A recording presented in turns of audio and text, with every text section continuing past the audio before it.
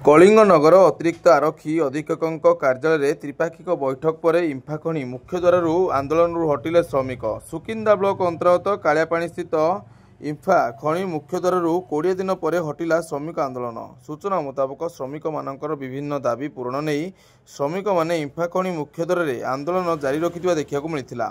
इंफा खनि कार्य संपूर्ण बंद होई रहिथिबा देखिବାକୁ मिलिथिला।